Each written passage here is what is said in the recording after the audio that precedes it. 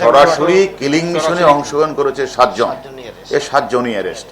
আর mastermind বা motive, পরিকল্পনাকারী, অর্থদাতা এগুলি তো অন্য বিষয়। অবশ্যই এখনো আমাদের কাছে শাহিন মাস্টারমাইন্ড, কারণ উনি তো কলকাতার সঞ্জীবা গার্ডেনে বাসাটা ভাড়া নিয়েছেন তার পাসপোর্ট দিয়ে, তার সাথে ডিট করে।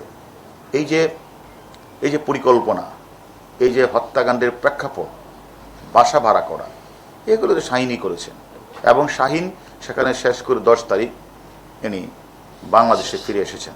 দুর্গম পাহাড়ি এলাকা, উঁচু নিচু পথ, ফটিকছড়ি, ভোজপুরি এবং সীতাকুণ্ডের মাঝখানে একটা মানে পাহাড়ের এক পাদদেশ থেকে তারা মানে লাল ধুতি পরিহিত অবস্থায় সেখানে শুয়েছিল। এবং তারা তাদের নাম ধারণ করেছিল, একজনের নাম পলাশ রায় আর একজনের নাম শিমুল রায়।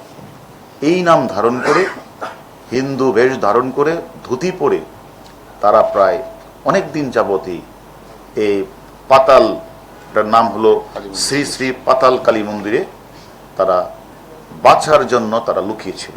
পাহাড়ের পাদদেশ থেকে শুরু করে বঙ্গোপসাগর, সুন্দরবন এবং বিভিন্ন জায়গাগুলিতে আমরা কিন্তু এই 2 জন ব্যক্তি, যারা সর্বশেষ 2 জন ব্যক্তি, যারা ওই শিমুল ভূঁইয়ার নেতৃত্বে তারা মানে হত্যাকাণ্ডের জন্য যা যা করার তারা সেটাই করেছে।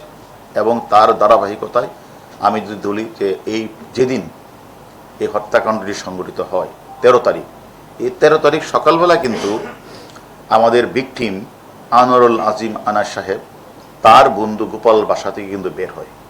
এবং গোপালের বাসা থেকে বের হয়ে ইনি কিন্তু বিধানসভার কলকাতার পাবলিক স্কুলের সামনে সে আসে। আর তখন সেখানে কিন্তু ওয়েট করতেছিল হলো ফয়সাল শাহজি, তাকে রিসিভ করবে, ও যাকে আমরা গতকাল ধরেছি। ফয়সাল শাহজি তাকে সাদা গাড়িতে তুললেন, সাদা গাড়িতে তুলে তাকে গুপ্তা সুইটস একটা মিষ্টান্ন ভান্ডারের সামনে নিয়ে গেলেন।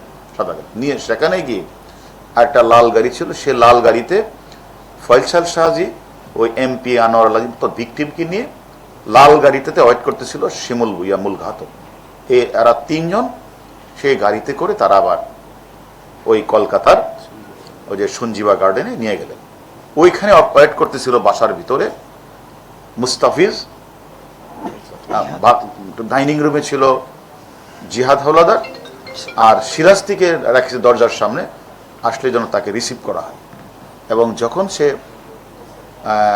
আমাদের যে গতকালের গ্রেপ্তারকৃত আসামি ফয়সাল এবং আগের গ্রেপ্তারকৃত আসামি যে 160 মানে শিমুল ভূঁইয়া, এরা 2 জন নিয়ে গেলেন তাকে ওই ফ্ল্যাটে। রিসিভ করলেন হলো তাকে মুস্তাফিজ আর শিলাস্তি রহমান করে, কিন্তু তারা শিলাস্তি রহমান উপরে থেকে যায়। আর ওই যে আমাদের যে মূল কালকের যে আমাদের যে যারা হত্যাকাণ্ড সংগঠিত করেছে ফয়সাল শাহজি এবং মুস্তাফিজ এমপি সাহেবকে নিয়ে তারা নিচের এক কর্নার রুমে চলে যায়।